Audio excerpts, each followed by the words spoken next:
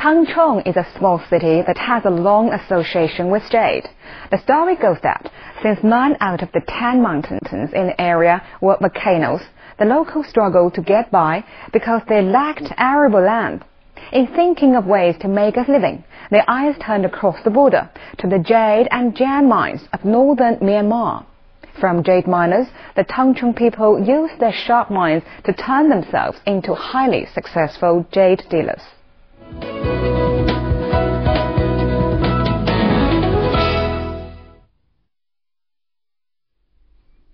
Tangchong, in the western part of Yunnan province on the border with Myanmar, has a famous library. Built by people returning from overseas, the Tangchong Library is a witness to the history of this ancient frontier city.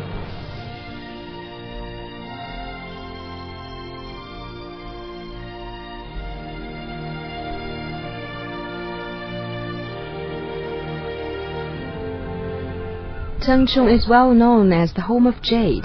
It's a title that refers to the emerald-colored stones that were brought from Myanmar centuries ago. Jade, in fact, comes in 2 categories. The green jade is known as cui in Chinese, but there is also the so-called red jade called fei. Both are traded in Tangchong, where the jade business dates back several hundred years. Du Maosheng is a well-known figure in Tangchong's jade dealing circles. Today he's thinking about buying some raw jade, still enclosed in common rock. This kind of purchase is known locally as stone gambling.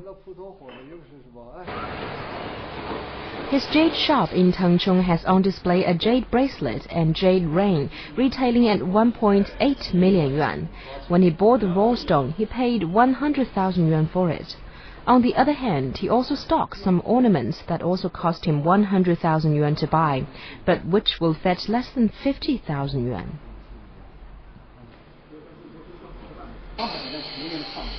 There's a saying in Tangchong, look more and gamble less.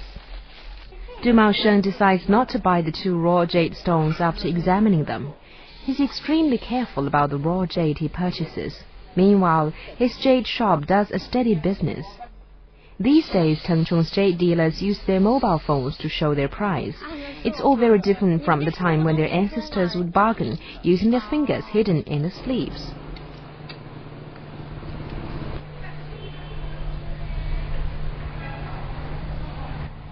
Du Maosheng's family have been in the jade trade for 3 generations.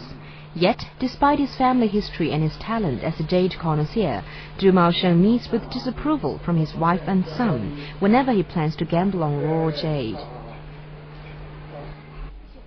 Du Maosheng is upset by his family's opposition, but with his vast experience of the jade market, he is confident about gambling on jade. Once he's set his heart on a stone, he won't let it go.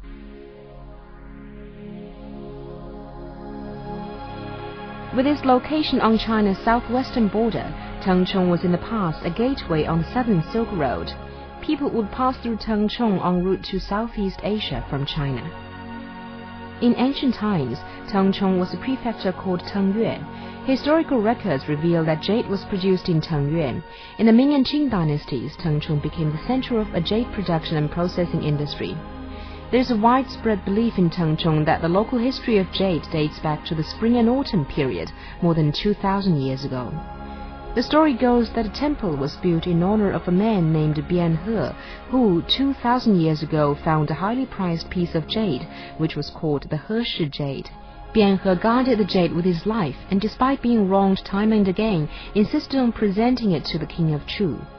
Still today, people in Tangchong honor Bianhe for his courage and judgment. He is considered the founder of Tangchong itself and of its jade industry. As for the Heshi jade, people in Tangchong still like to believe it originated from their hometown. The story of Heshi jade is a legend. Whether it's true or not remains a mystery.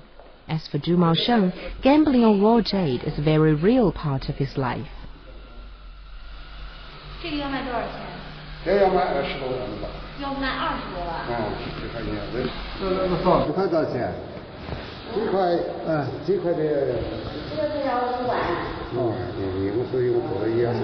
那这块好还是这个好啊？这个。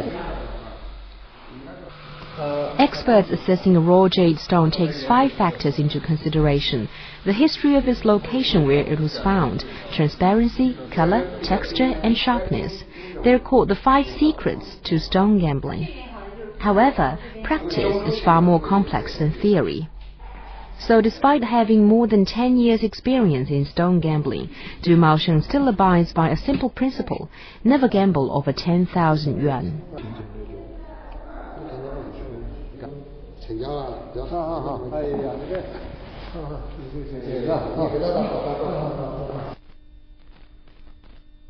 Du Maosheng eventually decides to buy the stone. The stone he buys is neither unwrapped nor peeled. Such a purchase is known as a full gamble. Buying a stone that is half peeled or unwrapped is called half stone gambling.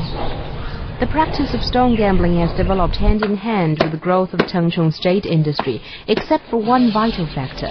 In the past, what dealers gambled with was their livelihood and that of their family.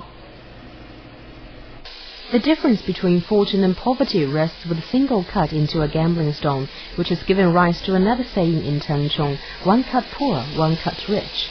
Even for Du Maosheng, with all his experience, every time he cuts a gambling stone for the first time is a moment of great apprehension. A good eye plus a little bit of luck are essential in jade gambling. A good eye is developed in the course of gaining experience, while fate decides whether you make your fortune.